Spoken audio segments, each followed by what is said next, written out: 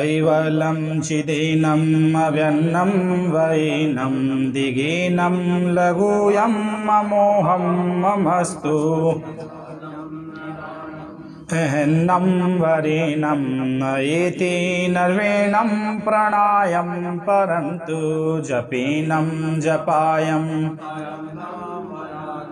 मनाति मगोऽयं स्वयं तं शमस्तु जहानं धाता धयन्नं विछन्दं विनयजे करोति विवर्जित वस्तु विधिवे वेदन्तम्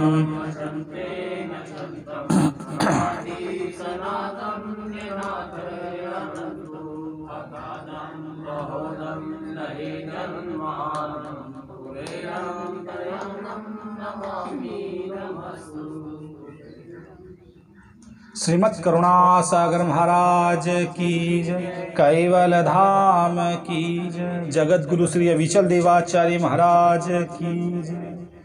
आप सभी नेमी प्रेमी भक्त जनों को, श्रोतागणों को सत कैवल साहिब, जैसा आप सभी जानते हैं कि हम पिछले कई दिनों से विश्व बोध चौसरा जो ग्रंथ है उसका अध्ययन कर रहे हैं और परम गुरु श्रीमद् करुणा सागर महाराज द्वारा ये ग्रंथ रचित है। इस ग्रंथ में विषय था हरिजन निजदास भक्तजन अने सेवक ना लक्षण। उसका अंग जो है आज हम चौथा अध्ययन करेंगे। तो चौथे अध्याय को अध्ययन करते हैं। भजानंद आनंद अहोनिश निमस ना भूलत नामू पर कारज पर सेव करन में सेवत नहीं विश्रामू। भजानंद आनंद अहोनिश, जिस भक्त को भक्ति में आनंद आता है, नाम सिमरने में आनंद आता है, निमस ना भूलत नामू, वो भक्त जन कैसी भी परिस्थिति के भीतर अपने नाम का सुमरण नहीं भूलता। पर कारज पर सेव करण में, परंतु वो सेवा में भी पीछे नहीं रहता। और किसी भी पर कारज पर सेव करण में, सेवा एक ऐसी चीज है जो आप किसी भी गुरु धर्म किसी भी चीज की आप सेवा किसी भी जगह कहीं भी कर सकते हैं। और सेवा का गुण एक भक्त के अंदर होना चाहिए। लेवत नहीं विश्रामू, वो सेवा करते हुए किसी भी तरीके का कोई भी विश्राम ग्रहण नहीं करता जब तक गुरु की बताई आज्ञा से उसका सेवा का कार्य पूर्ण नहीं हो जाता। तो भजानंद आनंद अहोनिस निमस ना भूलत नामू पर कारज पर सेव करन में लेवत नहीं विश्राम। फिर कहा जो लोभिन को दरब सरब वित जो संतन गुरु सेवा मरी मटे पण मन थी ना मोके विघन करे जो देवा। जो लोभिन को दरब सरब चित, दरब जो शब्द यहां प्रयोग किया है वो लोभी की चीज के लिए किया गया। जैसे किसी को लोभ है धन का, तो वो जो धन है वो दर्व है उसका। जिस प्रकार किसी लोभी को कमाने का गर्व है तो वो कमाने की प्रक्रिया उसका दर्व है। तो जिस प्रकार लोभी को अपने घर बार गाड़ी या उसको जिसके अंदर उसका चित्त है, जिसको वो बहुत ज्यादा मानता है, वो लोभी उसके अंदर प्रेम रखता है। क्यों संतन गुरु सेवा मरी मटेपन मन थी नामू के विघन करे जो देवा। जिस प्रकार एक लोभी आदमी अपने लोभ के वशीभूत होकर के संसार के कर्म कांड और पदार्थों में अपने जीव को लोभ के वशीभूत फंसा लेता है, उसी प्रकार लोभी की तरह जिस प्रकार लोभी को लोभ होता है, इसी प्रकार एक भक्त को संतन गुरु सेवा का प्रेम होता है। लोभी का उदाहरण दिया कि जिस प्रकार लोभ उसको अटूट होता है ना, उसी प्रकार सेवा करने वाले भक्त को, हरिजन को मरे मटे पण मन थी नामों के, वो मर जाएंगे लेकिन मन के भीतर से विघन करे जो देवा, यानी कि भीतर से वो गुरु की सेवा, भीतर से हृदय से प्राण से वो अपने नाम सिमरने की प्रक्रिया नहीं भूलते। ये उनके गुण हैं। फिर कहा एवा नर निर्भेवा तनका हरि का तनका खेपी भव शर्मा दर से जो सरखा पण अंतर निर्लेपी।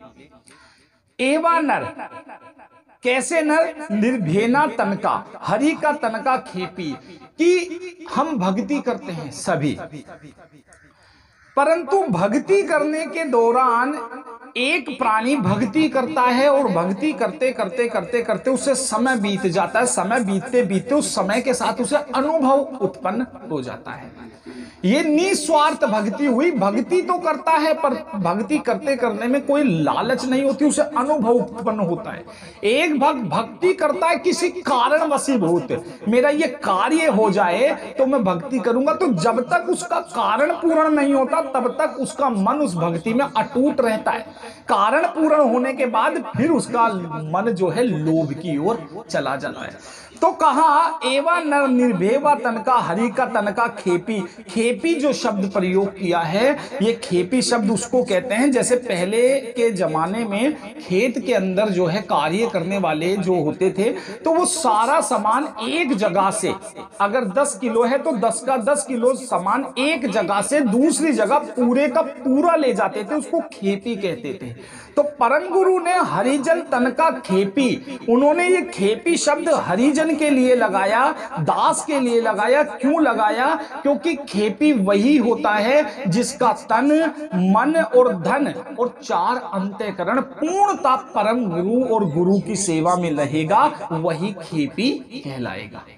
कहा भव सारमा दर से जो सरखा पण अंतर निर्लेपी, वो भव सागर के अंदर रहेगा, संसार के अंदर वो प्राणी रहेंगे, पर उनके अंदर भीतर निर्लेपी होगा। उनके भीतर अंतःकरण के अंदर जो है, उनका चित्त के अंदर उनका गुरु और उनका इष्ट देव ही काम करेगा। रहेंगे भव सागर में, रहेंगे संसार में, लेकिन भीतर जो है उनका निर्लेपी ही चलेगा। फिर कहा उदाहरण दिया, जल कमलावत न्याय निरंतर भासत जल सखेतु, ते हरिजन निज दास भक्त जन सेवन शरण सहेतु। जल कमलावत न्याय निरंतर, जिस प्रकार भासत जल सखेतु, कि जिस प्रकार कमल का जो पौधा, कमल का जो फूल है, वो कमल का फूल पानी में होता है, लेकिन पानी में होने के बावजूद भी उसमें गुणवत्ता है, वो कीचड़ से ऊपर होगा। इसी प्रकार भासत जल सखेतु, परंतु पानी के भीतर सूर्य का प्रतिबिंब भासता है। एक पानी ही एक ऐसा स्रोत है जो सूर्य के प्रतिबिंब को दिखाता है, लेकिन अगर उस पानी के ऊपर काई जम जाए, उस पानी के ऊपर जो है जलकुंभी आ जाए, या उसके ऊपर कोई ऐसी चीज पड़ जाए जिससे प्रतिबिंब दिखाई ना दे, तो फिर प्रतिबिंब दिखाई नहीं देगा। इसी प्रकार जो कई जीव हैं वो भक्ति तो करते हैं, लेकिन भक्ति करते करते करते करते करते करते इतनी दूरी हो जाती है कि निरंतर भासत जल सखेतु, कि उनके भीतर जो है विषयों का ऐसा जाल हो जाता है कि सूर्य भी है, भक्त भी है, भगवान भी है, लेकिन वासना के वशीभूत वो प्रतिबिंब दिखाई नहीं देता। और जब तक प्रतिबिंब दिखाई नहीं देता, ते हरिजन निजदास भक्त जन सेवन शरण सहेतु, तब तक वो हरिजन निजदास भक्त की कैटेगरी में नहीं आ सकता। फिर कहा अति हितारत करतारन के रत जिनके हरि हरदा में।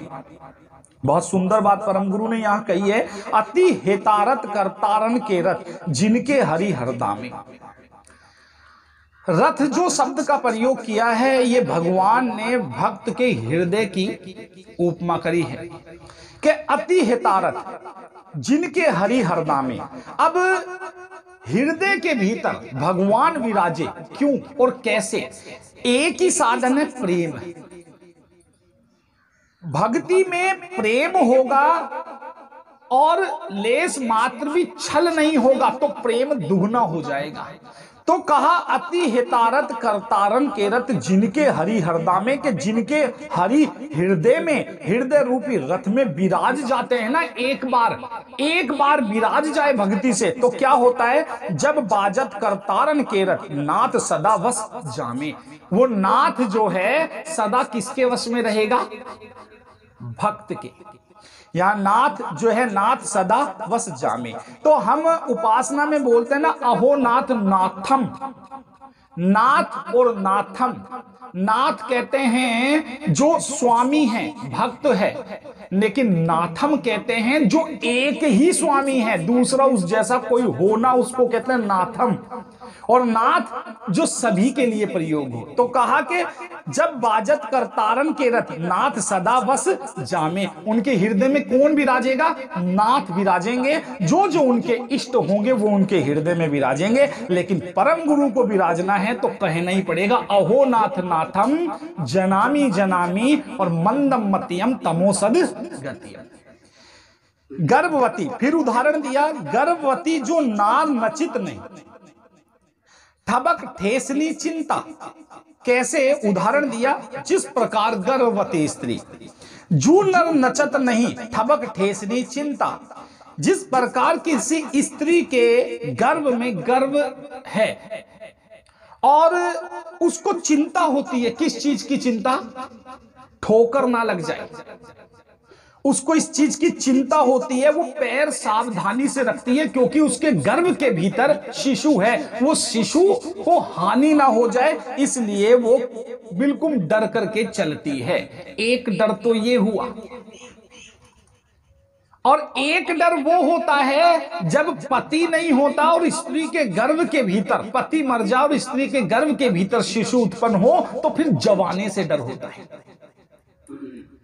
लेकिन परम गुरु कहते हैं निर्धवंत पांव धरणी पर धरत गति पतिव्रता। लेकिन अगर किसी का पति है और उसके गर्भ है स्त्री के, तो वो निर्भय होकर के जगत में और संसार में दोनों में ही निर्भय होकर के जीती है, क्योंकि उसे फिर ना संसार का डर होता, क्योंकि उसका पति जिंदा है, और पति जिंदा है तो उसको संभालने वाला भी जिंदा है। तो परम गुरु कहते हैं कि जिन भक्तों के भीतर हृदय में थबक ठेसनी चिंता, जिनको भक्ति करने की चिंता है, जिनको भक्ति करने के लिए अपने आप को कैवल्य धाम पर पहुंचाने की चिंता है, वो किसी भी परिस्थिति में भक्ति करेंगे ही करेंगे।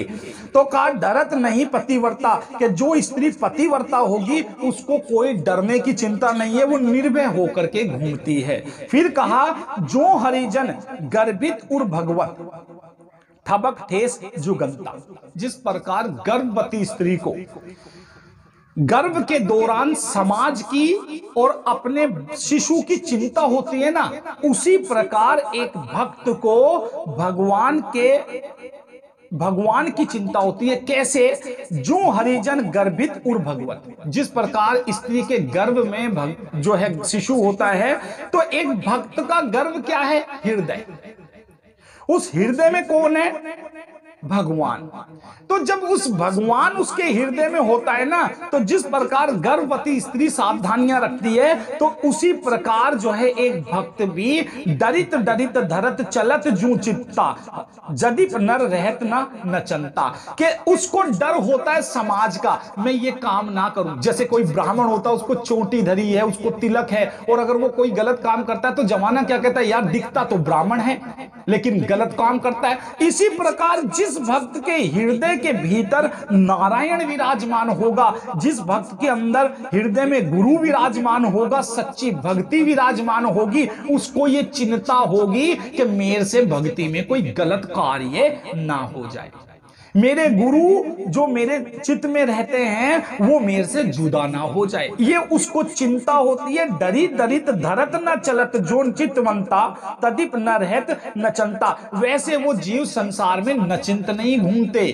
ऐशो आराम में नहीं घूमते। इसीलिए सभी सनातन धर्मों में तिलक, माला, कंठी, ये सब चीजें इसीलिए बनाई है, तुम्हें तुम्हारे प्रीतम का पता हो।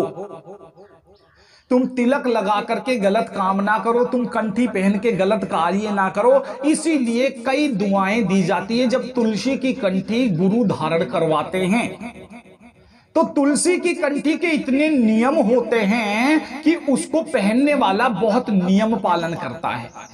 क्यों पालन करवाते हैं? इसीलिए पालन करवाते हैं उनके नियमों का, क्योंकि उनके नियम अगर वो पालन नहीं करेंगे तो उसके अंदर से, भक्त के अंदर से भय खत्म हो जाएगा। तो इसीलिए जो भक्त है, हरिजन है, निज दास है, वो भी संसार के अंदर अपने प्रीतम के प्रति डरी डरी धरत चलत जो और चित, उनके भी भीतर डर रहता है समाज का कि हमसे कोई गलत कार्य ना हो जाए। फिर कहा तदीप भक्त जन की भीतर सतमत रहत सहेतु, ते हरिजन निजदास भक्त जन सेवन करन सहेतु।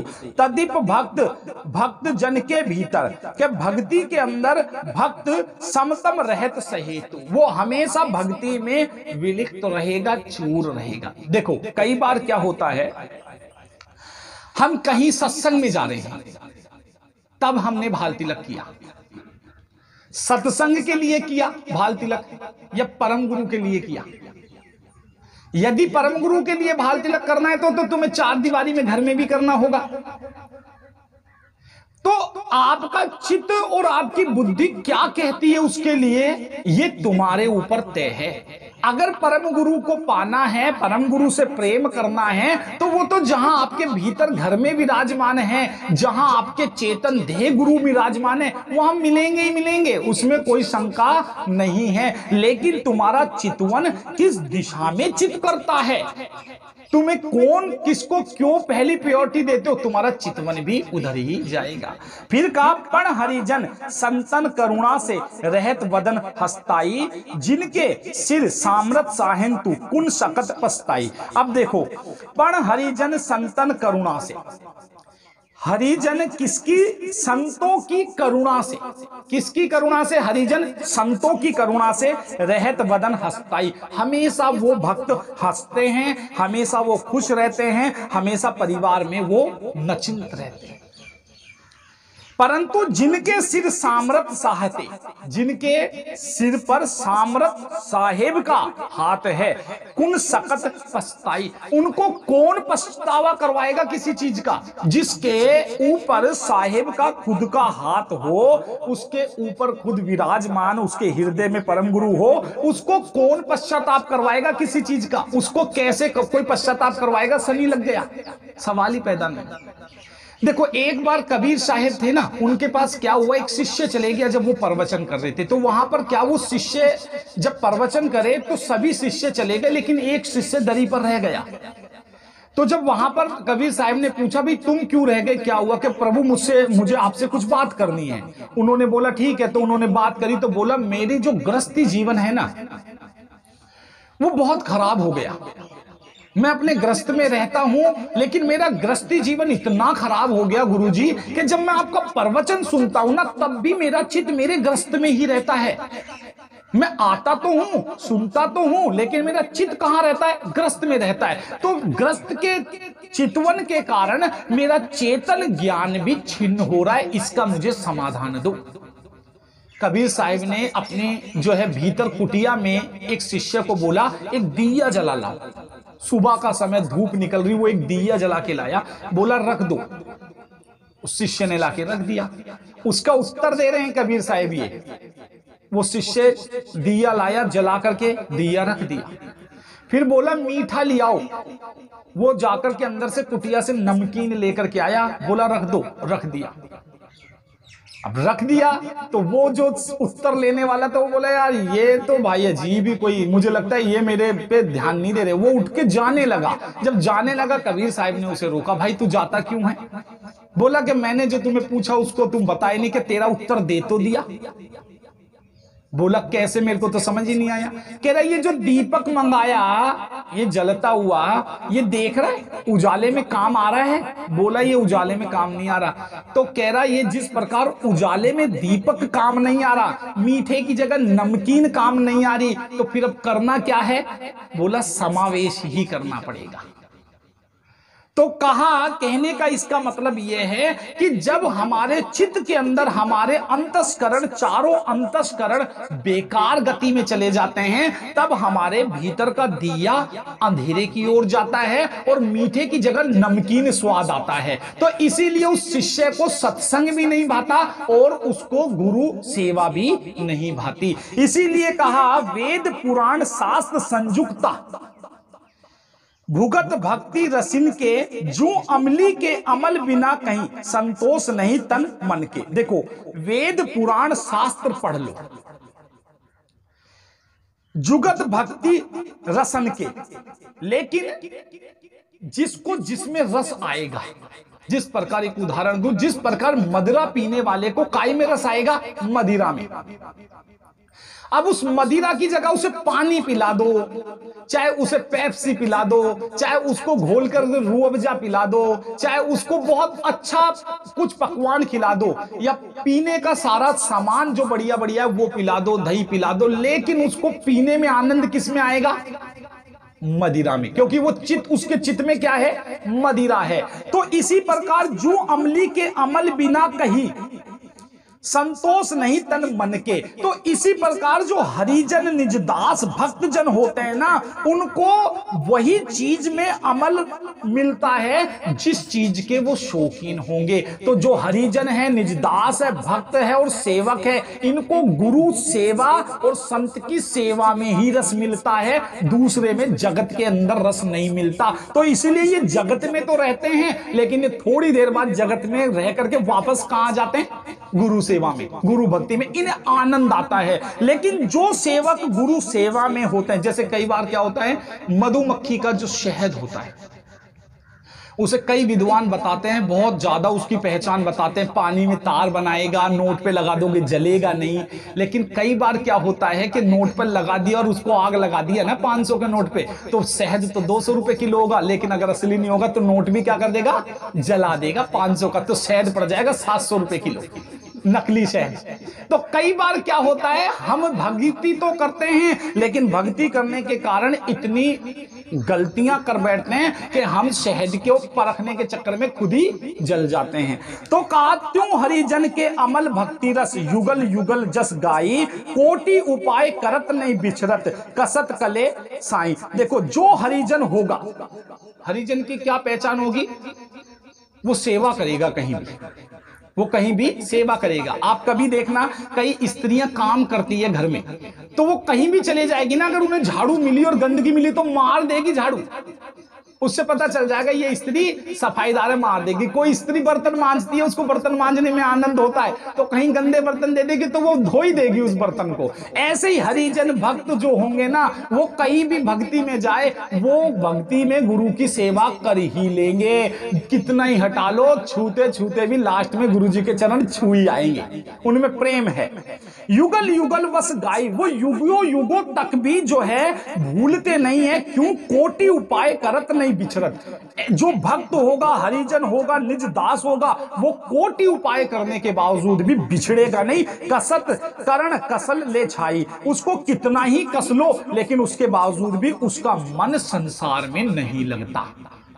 फिर कहा, अंतकरण इंद्री सहितम गुण, छतित अमल कुलेई, ते हरिजन निज दास भक्तजन सेवन करण सहेतु। अंतकरण, 4 अंतकरण है, मन, बुद्धि, चित्त और अहंकार। इंद्री 5 कर्म इंद्री, 5 ज्ञान इंद्री, 1 मन, 11 हो गए। 4 अंतःकरण। मन पहली चीज है, क्या? मन। मत चलो आज सत्संग में, आज गुरुजी नहीं होंगे। मन ने बोल दिया आज गुरुजी नहीं होंगे, मत चलो सत्संग में।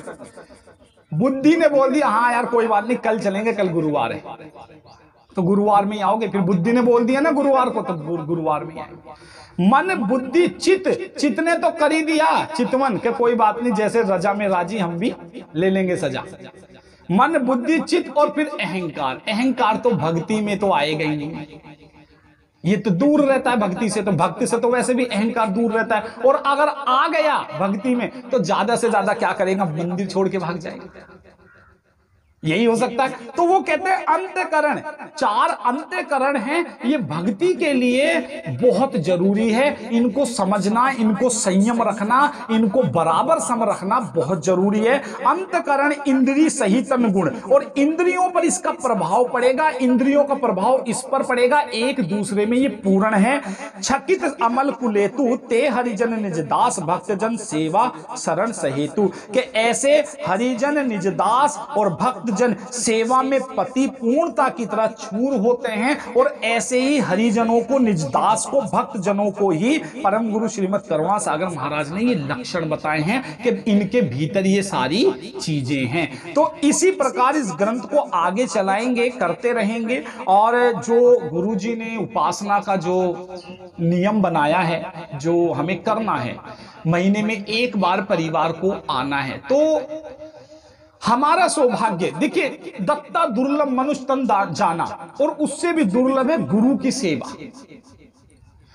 जो देवल है, मंदिर है, उसके भीतर अगर गुरुजी के द्वारा स्थापित मूर्ति हुई है, तो हमारा ये कर्तव्य है हम गुरु की सेवा बंदगी को करें। श्रीमद करुणा सागर महाराज की जय, कैवल धाम की जय, जगत गुरु श्री अविचल देवाचार्य महाराज की जय।